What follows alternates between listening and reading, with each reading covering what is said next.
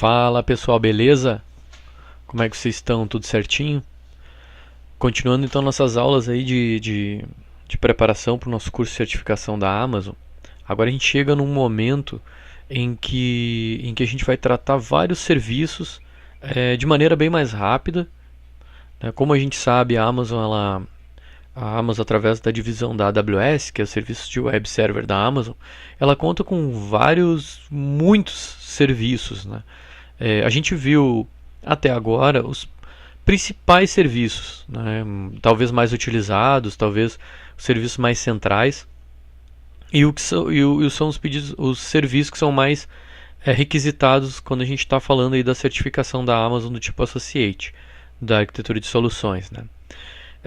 Como eu expliquei no início lá das aulas, eu me baseei numa literatura do Guia Oficial de Estudo para essa certificação, uma literatura americana que é vendida pela própria Amazon, né? A partir dela eu elaborei esse curso, elaborei também um guia de estudos. Esse guia de estudos, ele logicamente segue quase que literalmente a lógica de estudo que vem no guia de estudos original, né?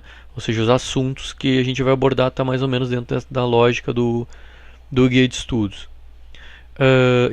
A partir desse ponto, a gente está chegando bem na parte final do curso, nós temos vários serviços que a gente vai tratar de maneira mais rápida, só para entender para que serve eles, né?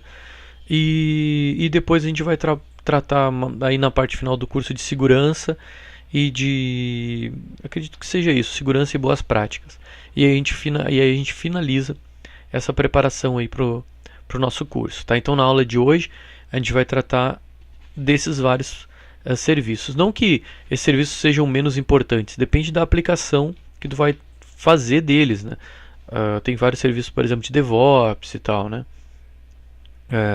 Outros serviços bem importantes para ser utilizados em infraestrutura, mas a gente vai abordar eles de uma maneira mais assim, sem grande profundidade, mas entendendo onde a gente pode aplicar eles, entendendo para que eles servem, para identificar onde que a gente pode aplicar eles dentro do nosso projeto de arquitetura.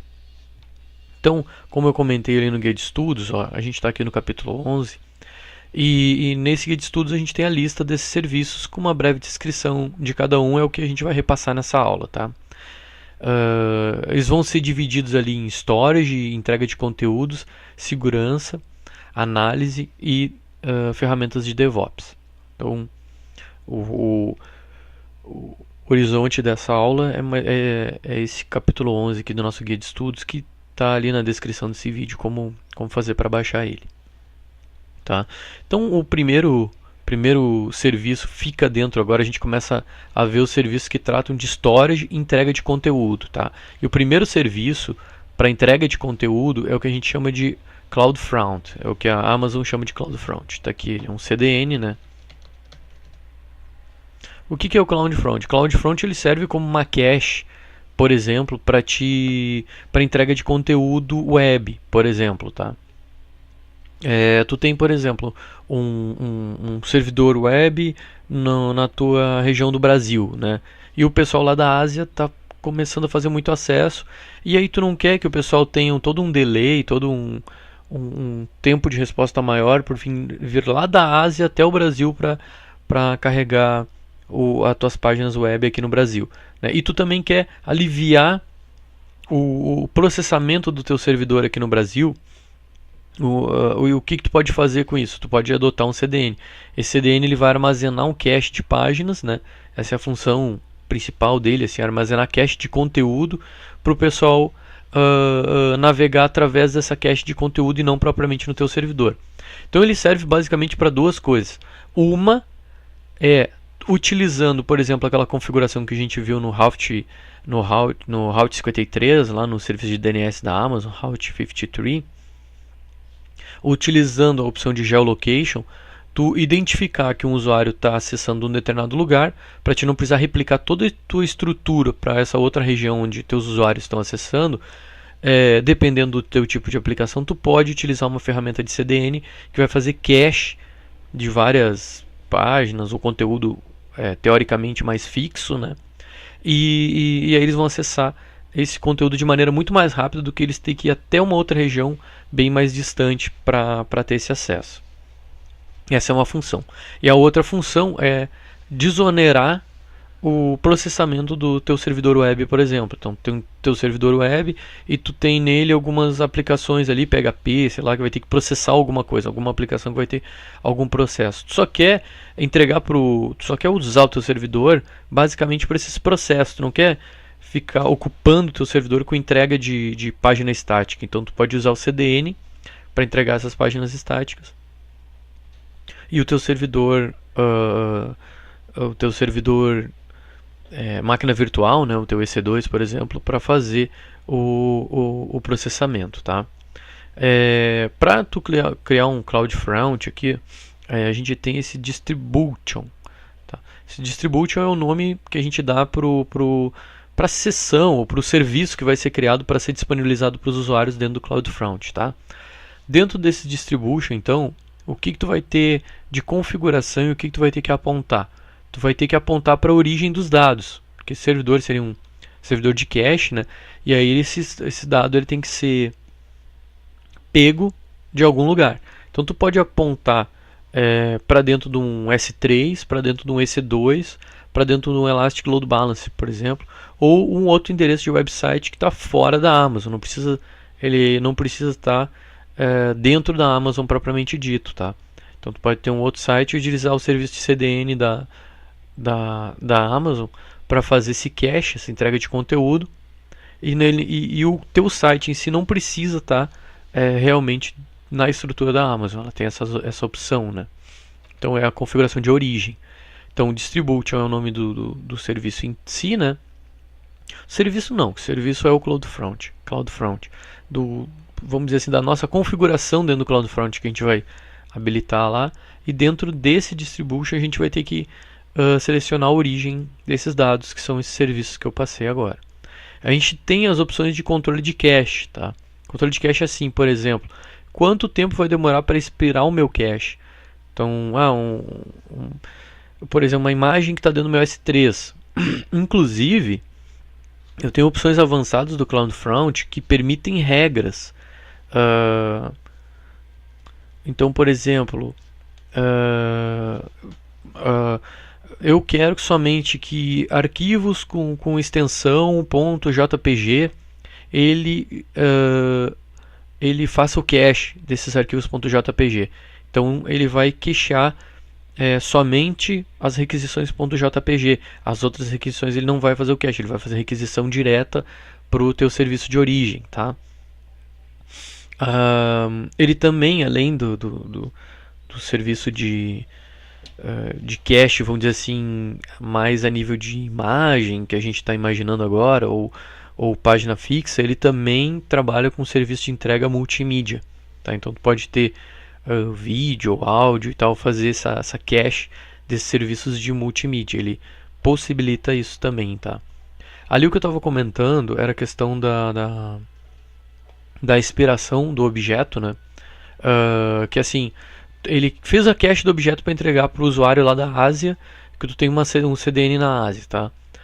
E o que ele faz? Ele vai guardar esse serviço, esse objeto, até um período que tu fizer a configuração no controle de cache, tá? O padrão é 24 horas. Então, depois de 24 horas, essa imagem, vamos dizer assim, expira, e aí vem uma nova imagem, né? Ou ele vai buscar no teu servidor de origem novamente a imagem para verificar se ela continua atualizada, não continua atualizada. Esse tipo de situação. Então, o cache, vamos dizer assim, é renovado a cada 24 horas do objeto por padrão, mas isso é configurável, tá? Outra opção interessante desse serviço, é assim, onde não usar, né? Onde não usar ele. Não adianta tu usar o teu CDN se os teus dados, se a tua requisição de dados está partindo de um mesmo local, tá? O CDN, o CloudFront da Amazon, ele existe em um maior número de regiões do que as regiões propriamente ditas da Amazon, tá? Eu até vou dar uma pesquisada, ver se eu encontro uma imagem aqui para passar para vocês.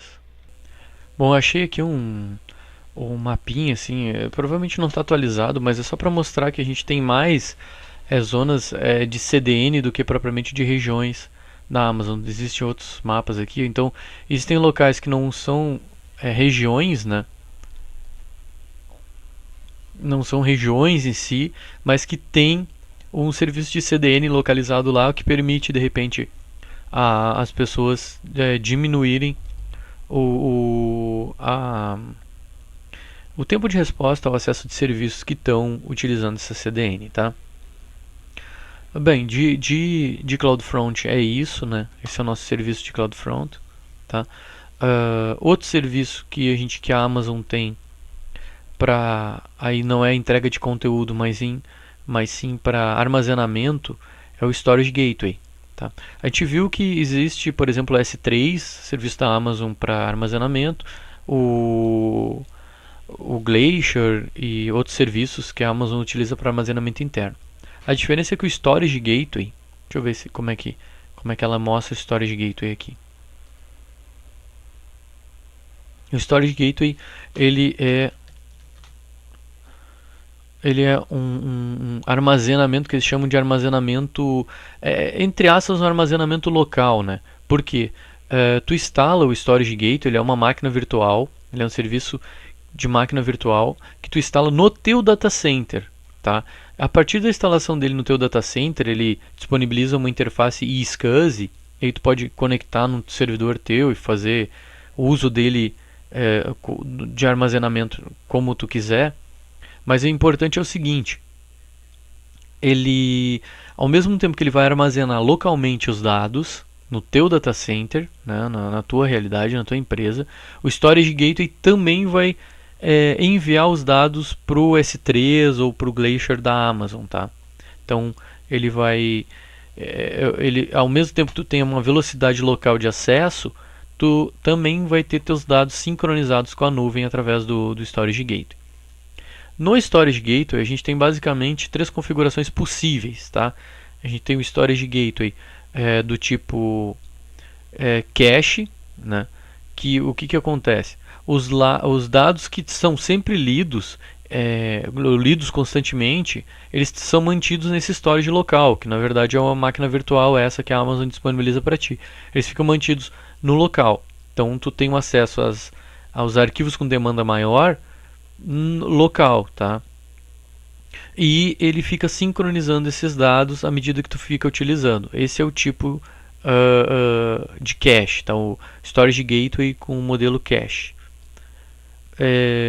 O volume, pelo menos até o momento da documentação que eu tive acesso, cada volume é limitado a 32 terabytes, tá? E ele suporta 32 volumes. Então ele totaliza 1 petabyte de dado. Um outro modelo que a gente tem de Storage Gateway, modelo de configuração possível de Storage Gateway, é o Storage do tipo, a gente viu cache e a gente também tem o tipo Storage Volume. O Storage Volume ele armazena todos os dados no Storage Gateway. E aí de forma assíncrona ele vai enviando os dados para esse 3. Então tu sempre vai trabalhar com os dados no local e aí ele vai de forma assíncrona, ou seja, não exatamente no momento que tu está acessando ele ou está alterando ele, ele vai atualizando para a nuvem da Amazon da S3. Isso é bom porque todos os teus dados são rápidos porque são locais, né, estão sendo acessados de forma local, mas se tu tiver um problema num arquivo recentemente atualizado, ele provavelmente recentemente criado ou modificado, ele provavelmente não foi atualizado lá para o S3 da Amazon, tá? Nesse caso, cada volume suporta 16 terabytes e possibilita 32 volumes. Então ele possibilita no total 512 terabytes, também permite snapshot.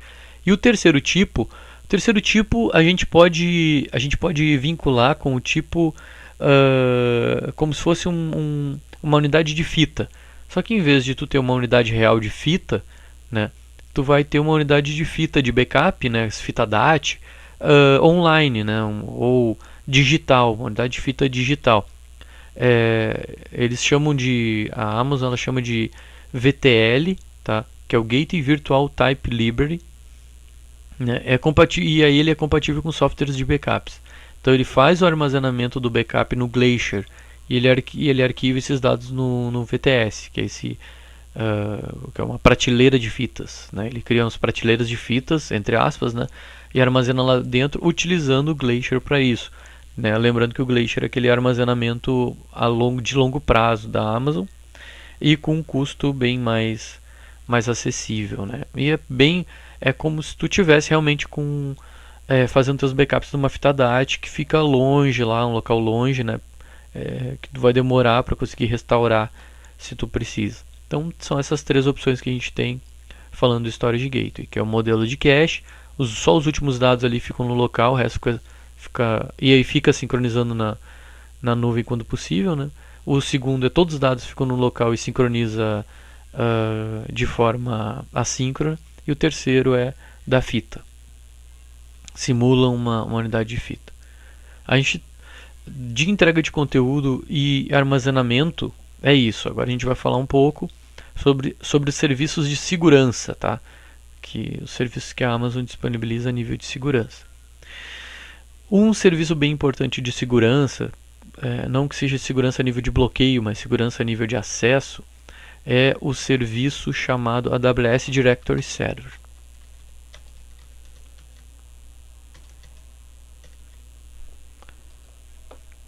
O que é esse AWS Directory Server? Ele é o AD, Active Directory da Microsoft. É o serviço de AD da Amazon, que a Amazon disponibiliza para nós, tá? O que acontece, tá? Ele tem três opções, tá? Três opções de configuração desse serviço de AD, tá? A primeira é o Microsoft Active Directory mesmo, né? Que é um AD, né?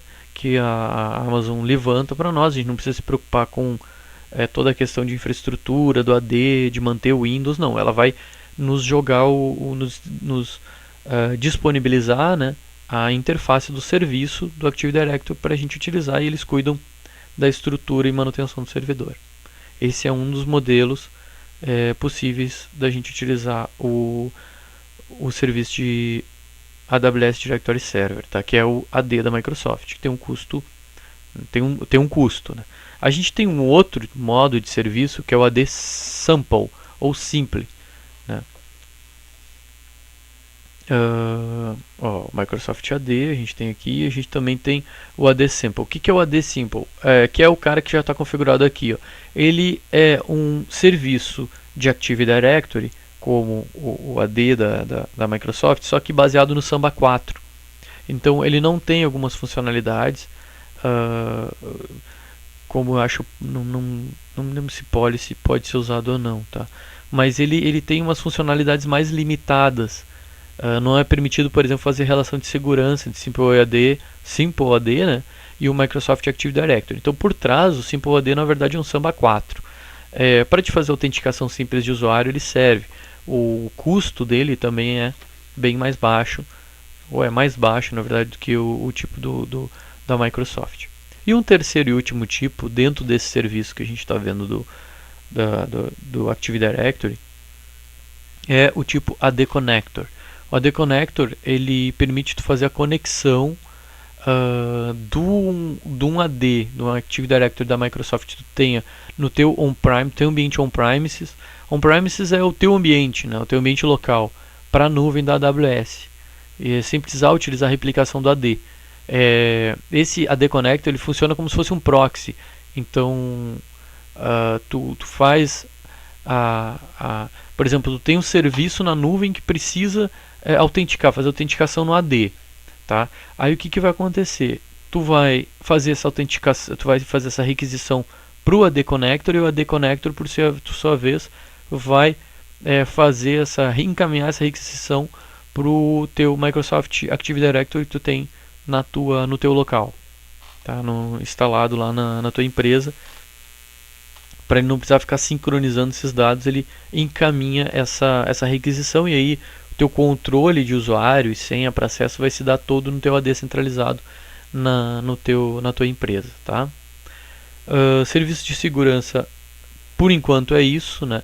Depois a gente vai ver mais detalhes no capítulo referente à segurança aí, a nível de dicas de segurança e serviços de segurança que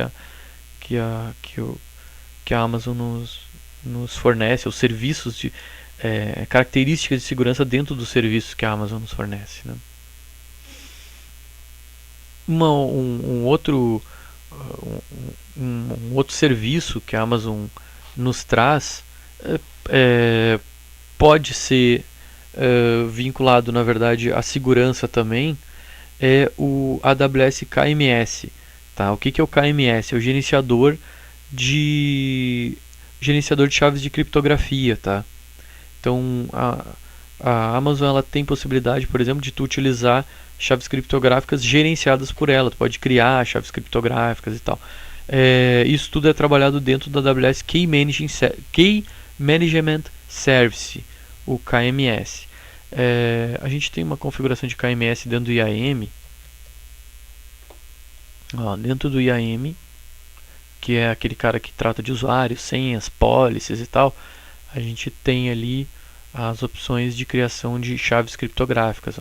É aqui que a gente trata e configura o gerenciamento de chaves criptográficas que podem ser usadas para outros serviços da Amazon, pode ser usados para os nossos serviços, independente da Amazon ou não, e ela só gerenciar isso. Tá? A gente também tem, depois do KMS, a gente tem o CloudTrail, serviço de CloudTrail. Tá? O que é o CloudTrail? A AWS CloudTrail, deixa eu pegar aqui.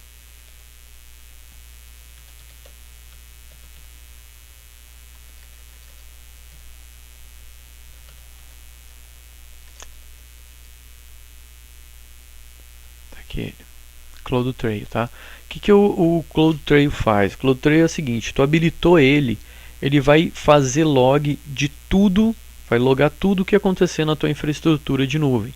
A nível de infraestrutura de nuvem, tá? Ele não vai logar Fire ou esse tipo de coisa. Mas ele vai fazer log de tudo que tu tem na tua infraestrutura de nuvem. Quando alguém acessar, por exemplo, a console, como a gente está fazendo aqui, ele vai gerar um log. Quando alguém acessar via API, ele vai logar com várias informações. Então ele vai gerar eventos sobre muitas situações dentro do teu... na verdade, toda modificação a nível de infraestrutura da Amazon, ou seja, os serviços que eles disponibilizam, acessos, modificação de infraestrutura, exclusão, criação de serviços, tudo isso ele vai gerar eventos. Tá? Para isso que serve o CloudTrail, uma ótima ferramenta para análise, né, do que está acontecendo na tua infraestrutura e para te conseguir perceber alguma alteração não solicitada, alguma coisa assim. Ele é compatível com o AWS CloudWatch Logs. CloudWatch, a gente sabe ali, é o sistema de monitoramento e métrica das máquinas, né, dos serviços. O CloudWatch Logs ele trabalha com logs.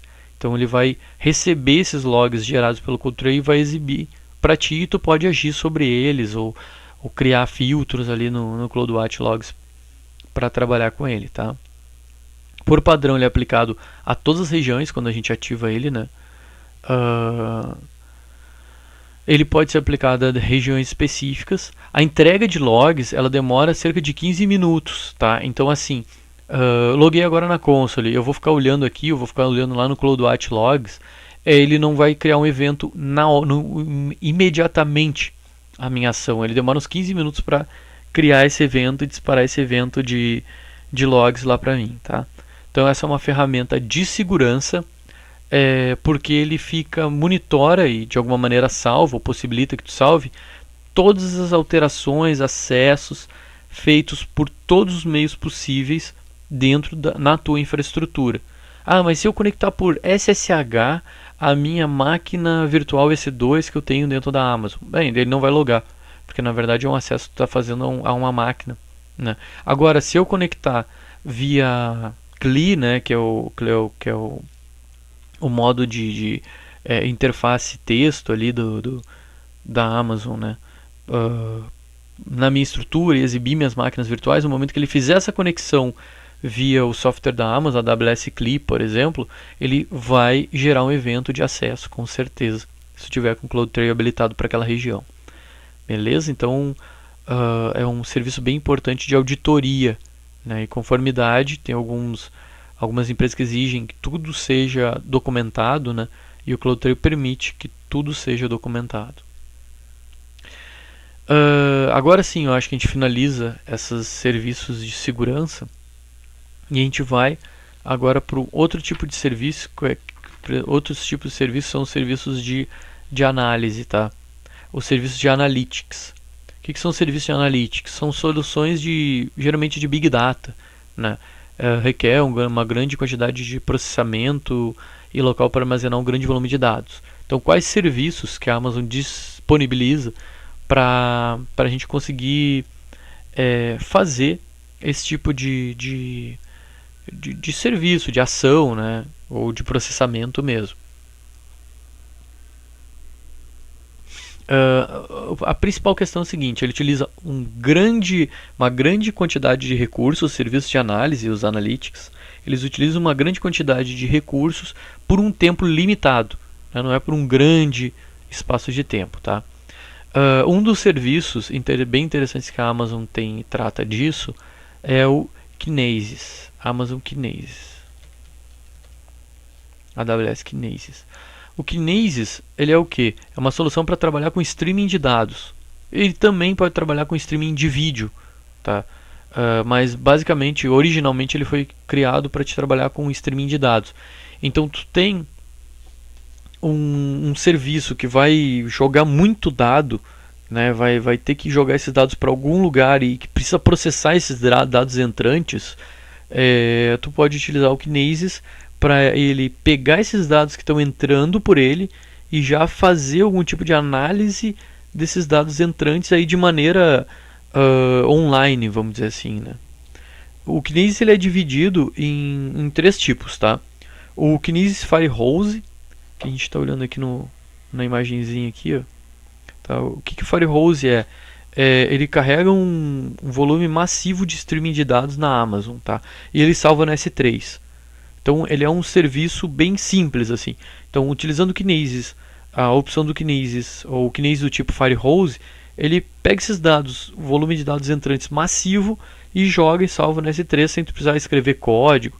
Apenas tu tem que informar ali o destino dos dados, tá? O outro tipo que a gente tem é o Kinesis Streams, tá?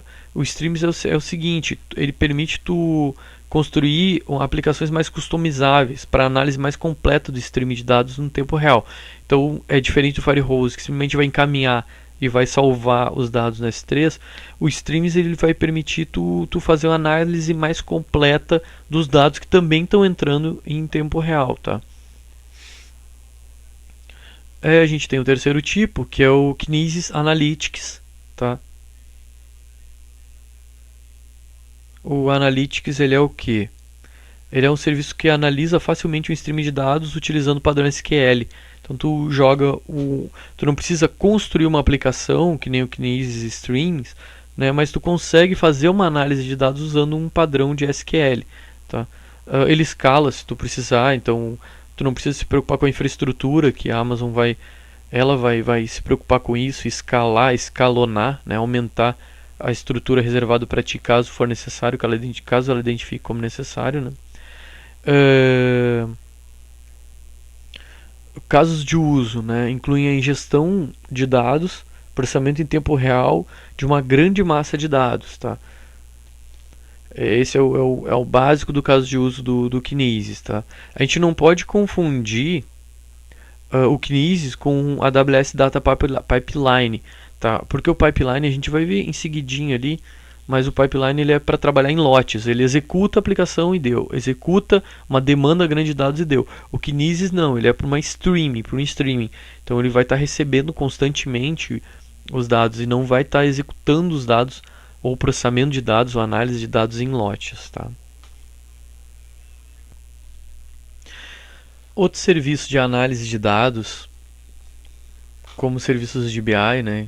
De BI não, de de Big Data é o serviço da Amazon, o Amazon Elastic MapReduce, tá?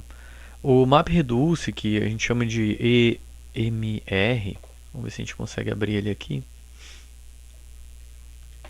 Elastic MapReduce.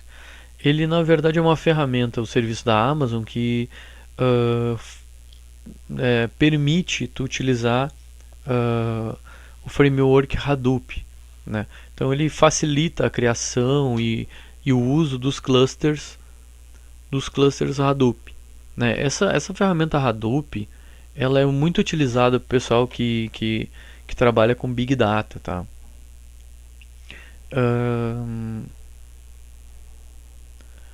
Existem alguns detalhes ali, né? Ele tem as opções de, por exemplo, dois tipos de storage que a gente pode usar na criação desse cluster, que é o Hadoop Distribution File System, que é o HDFS, e também o EMR File System. O EMR File System utiliza o S3 para armazenamento de dados. Então, para que a gente pode aplicar nessa ferramenta do MapReduce? A gente pode usar ela para análise de logs semi-estruturados com petabytes de informação, né? Então a gente está falando aqui de tarefas científicas e com projetos de genoma, por exemplo, ou alguns outros projetos que utilizam muita informação, petabytes de informação, e a gente precisa de alguma maneira fazer análise desses arquivos quase que semi-estruturados, e aí para isso se utiliza o MapReduce, né? O Hadoop, que a Amazon ela fornece esse tipo de estrutura, facilita a criação da estrutura de um cluster Hadoop através aí do serviço de Amazon Elastic MapReduce. Outro serviço que a gente tem, eu já tinha comentado antes, é o AWS Data Pipeline, que ele funciona para te fazer trabalhar com programas em execução de programas em lote, né? Por exemplo, pode ser usado para te fazer transferir informação entre dois sistemas diferentes, né? Fazer uma transferência de dados, replicação de dados, que tu vai precisar utilizar tarefas que demandam grande poder de processamento, mas tarefas em lote, assim, né? Também pode ser utilizado em conjunto com o MapReduce, em conjunto com o Redshift. Essas tarefas que exigem uma utilização grande de armazenamento de dados, né? Como, por exemplo, essa que a gente estava vendo aqui dos logs, né? Dentro do MapReduce, por exemplo, então, ele pega o log do MapReduce e aí transforma e processa ele lá dentro do Redshift. Então, o Data Pipeline consegue fazer essa migração entre sistemas diferentes de dados, um link, né, entre sistemas diferentes de dados, tá? Outra ferramenta da Amazon que a gente tem, falando um pouco de armazenamento, né, é assim, bem, ok, eu tenho então todos esses meus serviços aí que vão agir sobre meus dados gigantescos que eu tenho lá na Amazon, né? Mas como é que eu vou ter esses dados gigantescos na Amazon? Como é que eu vou jogar esses dados para lá? Eu vou jogar eles pelo meu upload de internet? Existe a opção que a Amazon tem de ligação do meu data center com eles através de fibra, né? Mas também muitas vezes não é a melhor maneira de tu fazer um upload gigante de dados. Então a Amazon ela abre algumas opções para te poder enviar para ela uma grande quantidade de dados sem necessariamente utilizar a internet ou utilizar a conexão, por exemplo, de fibra direto do teu data center para ela, tá? Que eles chamam de AWS Import Export, tá? Então vai servir para te transferir um grande volume de dados para eles através de dispositivos de armazenamento, tá? Então eles têm dois tipos desse serviço aí do AWS Import Export. Um deles é o que eles chamam de AWS Import Export Snowball. Snowball é assim, um equipamento, um hardware que a própria Amazon disponibiliza, que aí tu vai colocar na tua rede e vai botar os dados lá dentro. É como se fosse um HD externo que ele tem toda uma característica ali de segurança, para se caso cair não danificar. Ele automaticamente é protegido por criptografia, chaves criptográficas, né? Então, tô botando o dado lá para dentro, o dado já está ficando criptografado lá dentro. Se alguém pegar no meio do caminho nos correios esse equipamento, ele já vai não vão conseguir ler os teus dados porque estão criptografados, né? Então é um hardware que a própria Amazon disponibiliza aí para te salvar os dados que tu quer enviar para eles, né? Para tua nuvem, vamos dizer assim, dentro da Amazon, teu serviço da Amazon, e envia por correio para eles, tá? Ele disponibiliza até de 50 e 80 terabytes de dados. 80 até 50 são dois tamanhos diferentes, pelo menos até a data da minha documentação que eu tenho aqui. Então ele tem dois tipos, um que suporta 50 e outro que suporta 80 terabytes. Ele tem uma console para gerenciamento e tal que tu pode acessar, né? A questão diminui os danos de disco pelo tipo de hardware que ele é, né? E já tem uma criptografia interna. Além dele, a Microsoft, a Amazon também tem um serviço de AWS Import Export Disk. Então ela usa, tu manda o teu disco para ela, né?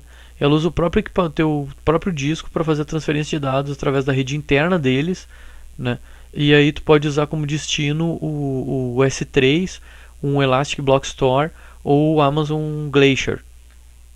São os três destinos possíveis. Então tu manda o disco lá para ele, né? Um dispositivo de armazenamento para eles, e aí tu faz essa importação para dentro do S3, do EBS ou do Glacier, tá?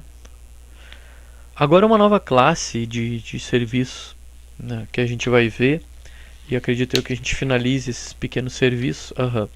São serviços para DevOps. DevOps é o que? É uma união entre desenvolvimento e o pessoal de operação de servidores ou de infraestrutura de servidores. Se criou então um novo conceito de DevOps. É o cara que cuida das duas coisas, né? É o cara ou o setor. É uma nova lógica de tratamento que a gente tem a nível de nuvem e dentro da TI das empresas, tá? Que serviços que a gente tem da Amazon que podem entrar nessa celeuma aí de DevOps, tá? Um dos serviços que eles têm, que a Amazon disponibiliza, é o AWS OpsWorks. O que é o OpsWorks? Vamos tentar abrir aqui. Opa.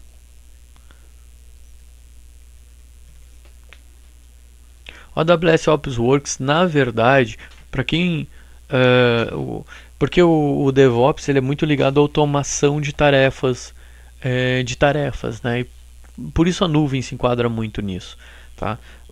Então, eu quero criar o meu ambiente de forma automática. Eu quero fazer o meu código, compilar e ele já criar todo um ambiente como código, né? Isso é DevOps, por exemplo. E aí o OpsWorks, o que ele é? Ele é um serviço de gerenciamento de configuração, né, para auxiliar na configuração e aplicação do chefe, né? Então ele trabalha junto com o chefe, né? E também trabalha junto com o Puppet, que são duas ferramentas bem comuns para o pessoal que trabalha nessa parte de DevOps. Com ele tu pode estipular qual pacote vai ser instalado na instância, qual configuração que tu quer, ou seja, tu vai criar todo o teu ambiente de trabalho de maneira automatizada, que é o que o DevOps faz. Então o OpsWorks ele trabalha com essas ferramentas aí do Chef e do Pup, tá? Ele também tem integração com CloudWatch e pode criar as métricas específicas, tá? Sem problema nenhum. Um outro cara bem interessante é o AWS CloudFormation, tá? Deixa eu abrir ele aqui pra gente. O CloudFormation, errei alguma coisa aqui no escrever. CloudFormation ele é o que? Ele permite, através das ferramentas dele internas de edição, criar uma estrutura da tua nuvem, de serviços na tua nuvem, tá? Então vamos imaginar o seguinte, bem, eu tenho meu serviço de WordPress, por exemplo, tá? Meu WordPress, só que meu WordPress, que é aquela ferramenta para armazenar, de fazer sites e tal, com uma rotina em PHP, e aí ele tem PHP, tem MySQL, e ainda mais o meu WordPress ele vai trabalhar com Elastic Load Balancer, ou assim, eu tenho um programa, um software meu, uma ferramenta minha que eu estou colocando na nuvem e ele exige um load balancer, vai exigir um auto-scaling, então ele vai exigir várias ferramentas ou vai exigir a criação de várias configurações a nível de infraestrutura e isso acaba se tornando oneroso o processo de criação de infraestrutura. Claro que se tu for criar uma vez, aí não tem problema, tu vai criar. Agora, se for um processo que tu, bem, esse software aí eu vou criar várias, eu quero criar, por exemplo, uma estrutura de teste, mais uma estrutura de desenvolvimento, e todos eles são baseados no mesmo nível de estrutura que eu quero, ou seja, para não repetir tarefas, eu posso criar minha estrutura, minha infraestrutura ou uh, criar os meus serviços necessários, o formato dos meus serviços necessários que eu vou precisar na minha infraestrutura aqui, né, utilizando o CloudFormation. Uma vez criado isso, eu salvo e aí eu posso aplicar essa infraestrutura que eu criei no CloudFormation. É o meu S3 com não sei o que, meu load balancer, com o meu outscaling, é assim que eu quero, um conectado no outro, na rede tal. Salvei isso, eu posso aplicar na minha região, eu posso aplicar em outras regiões, eu posso aplicar, criar várias estruturas iguais a partir da estrutura que eu estou criando aqui. Ó. Deixa eu clicar no Design Temple para a gente se aproximar um pouquinho mais. É um conceito, na verdade, bem simples. Tu cria, tu desenvolve a tua infraestrutura como tu quer. Então, aqui é bem visual, ó, tá? Então eu quero, por exemplo, deixa eu pegar um cara bem simples, um EC2, um host EC2, eu boto aqui, eu preciso de um host EC2, ó. E eu preciso de um NAT Gateway na minha VPC, e assim vai indo, entendeu? Então tu cria toda a tua estrutura, como tu precisa dela, e aí tu salva isso, tu pode replicar ela quantas vezes for necessário.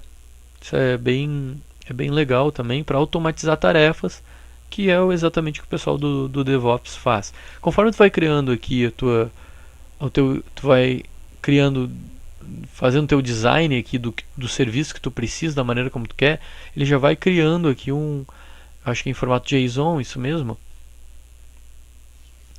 a estrutura em formato JSON, que depois ele vai aplicar para a tua estrutura, ou tu vai aplicar caso tu queira, tá? Tu vai salvar esse cara aqui, né, a tua estrutura que tu está criando, tu vai salvar ela, por exemplo, no S3 lá da Amazon para te aplicar futuramente, tá? Principal função, ou um dos casos de uso dele é assim, eu preciso replicar uma estrutura que eu tenho de uma região para outra. Então eu posso fazer o que? Criar toda a estrutura de forma manual, olhando uma região e olhando a outra, ou posso pegar minha região, salvar através do CloudFormation, salvar a estrutura que eu tenho na minha região atual e replicar essa informação estrutural para outra região. Esse é assim que funciona o CloudFormation, tá? Não salvei nada, só saí. Um outro cara que a gente tem para a utilização do DevOps é o AWS Elastic Beanstalk. Quem é o Beanstalk? O Beanstalk deixa eu botar ele aqui. Tá? O Beanstalk é o seguinte, eu tenho o código em Java da minha aplicação, eu tenho o código em Python de uma aplicação minha, e eu não quero levantar todo um serviço de máquina virtual, ou não quero criar um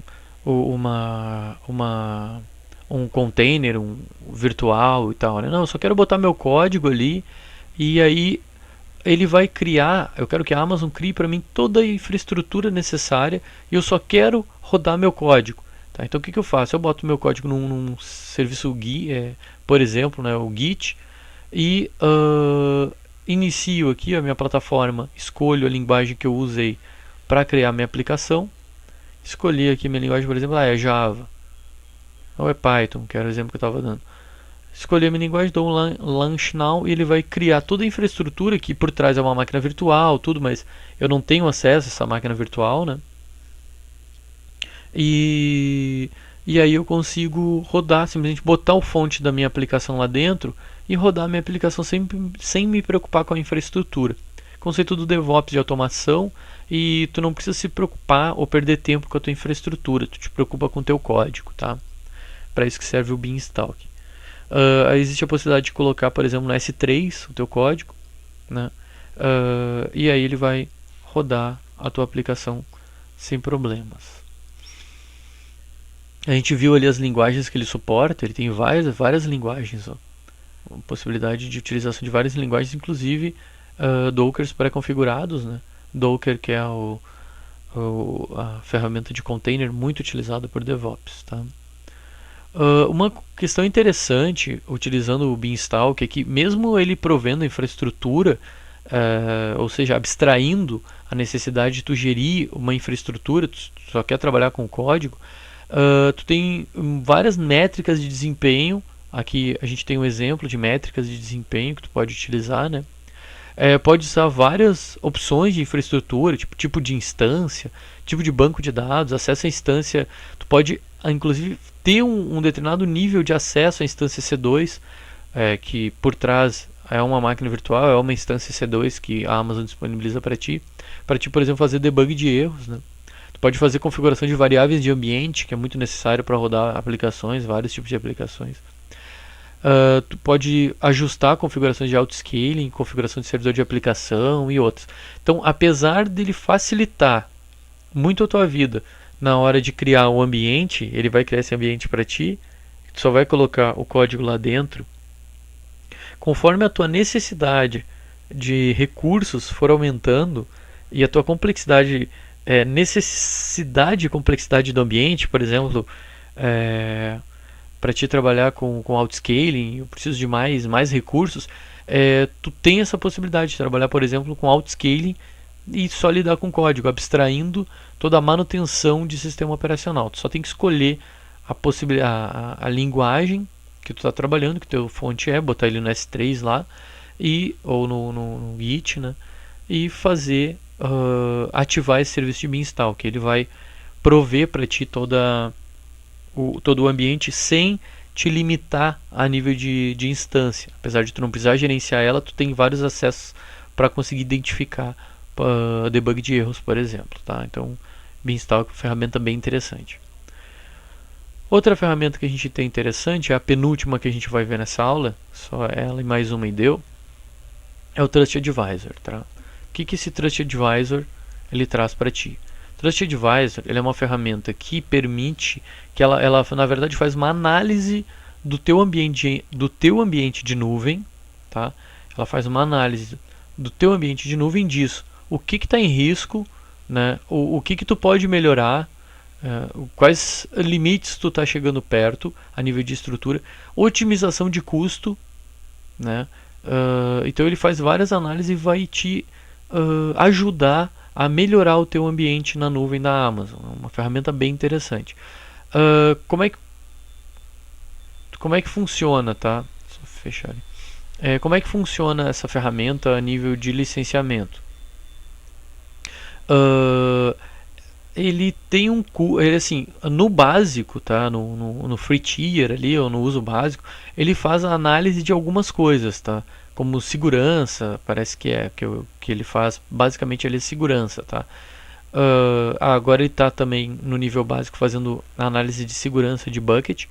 Então lá dentro do S3, por exemplo, ele identificou que tem um bucket que está aberto para o uso público, ó. Eu quero mais detalhes, eu clico ali e ele vai me trazer mais detalhes, tá? Sobre qual bucket, site, curso, TecnoApp. Então eu tenho esse site aqui, ele está aberto para o público. Claro, é um site, né? Então por isso que vai estar aberto para o público. Então, é esse tipo de verificação que ele faz, tá? Se tu tem uma assinatura de suporte, ele habilita outras opções aqui para ti, tá? De otimização de custo, que é uma ferramenta interessante e tal. Performance, né? Onde é que tu pode melhorar a performance, segurança, que é vital, alguns limites de servidor. Então, dependendo do tipo de assinatura de contrato que tu tem com a Amazon, ele habilita mais opções para te utilizar aqui ou menos opções para te utilizar aqui. O padrão é esse aqui que a gente está vendo, tá? Que ele verifica mais limites e segurança. Ele é bem interessante mesmo, tá? Por exemplo, a segurança aqui, ó, ele viu a questão do S3, ele vai ver, por exemplo, que eu não estou utilizando multi-autenticação para o usuário root, multifator de multi-autenticação, né? Então, além da senha, utilizar um token, alguma coisa assim, então ele vai nos alertando. E o em vermelho ali é o muito sério, né? Daí o muito sério ele é o que? Eu tenho alguns grupos que estão, security groups, que estão liberando, por exemplo, acesso completo a determinadas portas, né? E o MFA no root account para ele é bem sério, é um problema bem sério. Para isso que serve o Trust Advisor, ele é um ajudante aí bem importante, né? Ele faz mais de 50 checagens.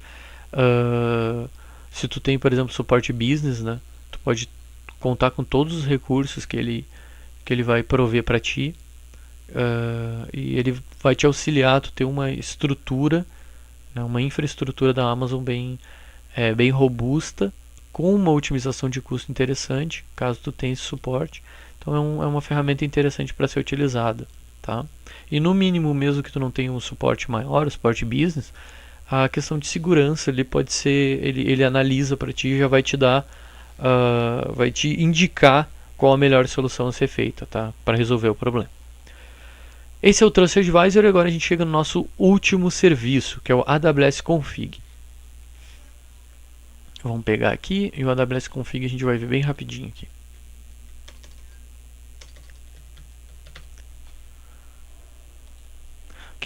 O que o AWS Config faz? Ele analisa a tua estrutura, a tua infraestrutura atual, tá? Dentro da Amazon, né? Ele analisa essa infraestrutura e ele gera uma auditoria, né? Um inventário, na verdade, dos recursos que tu está utilizando atualmente na Amazon. Então, como a gente viu até agora, olha quantos serviços a gente tem, olha quantos subserviços dentro dos serviços a gente tem, ou possibilidades de configuração. Então, o AWS Config ele permite fazer um inventário total do que tu está utilizando de serviços na Amazon, tá? E depois que ele faz esse inventário, ele de tanto em tanto tempo, ele vai fazer de novamente a análise dos recursos e vai armazenar o que foi modificado. Então tu pode inclusive criar uma notificação, e aí uma notificação encaminhar por SNS, que é aquele serviço que a gente viu em algumas aulas anteriores, que é o serviço de enviar de mensageria, né, de envio de mensagens da Amazon. Por exemplo, o teu e-mail, ou para os recursos todos que o SNS disponibiliza, que a gente já viu, quando, por exemplo, alguma alteração na tua infraestrutura foi feita. Então imagina que tu tem a tua infraestrutura, tu fez o teu inventário completo, ok. Aí tu configura ali para ele qualquer alteração na tua infraestrutura, ele mandar um e-mail para ti. E ele vai ficar analisando qualquer modificação, o AWS Config vai enviar uma mensagem para o SNS, que por sua vez vai encaminhar para os destinos, seja eles e-mail, SMS ou o que for, tá? E assim a gente finaliza essa aula, né? Vocês viram que foram vários serviços que a gente deu uma passada, né? Alguns bem superficial, outros a gente conseguiu focar um pouquinho melhor. Mas a ideia é essa, é entender para que serve esses serviços e principalmente talvez o CDN, lá o CloudFormation não, o serviço de CDN da Amazon, que é o primeiro serviço que a gente viu na aula de hoje, o CloudFront, talvez seja interessante se aprofundar um pouquinho no CloudFront, né? Que talvez venha a ser pedido assim de uma maneira mais seguida, não sei, na prova na prova de certificação. E os outros serviços, a AWS Config também, né, que é esse que a gente viu agora, e o CloudFormation, né, o Kinesis também é bom de repente dar uma olhadinha, dar uma, não digo se aprofundar muito, mas entender direito esses serviços aí, né, e o Trust Advisor também. Mas o Trust Advisor ele é bem tranquilo ali, né? Não tem muita coisa ali. Ele faz todo o serviço para ti e te mostra ali o que tu precisa alterar e tal. Beleza? Então a aula de hoje é isso.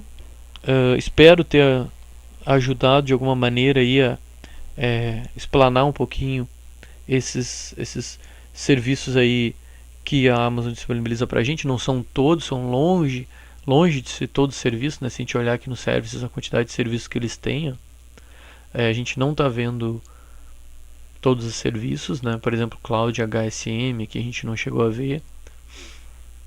Mas talvez sejam os serviços principais que podem vir a ser pedidos aí na prova de certificação, tá? Espero ter ajudado de alguma maneira. Um abraço a todos e até a próxima aula, ok?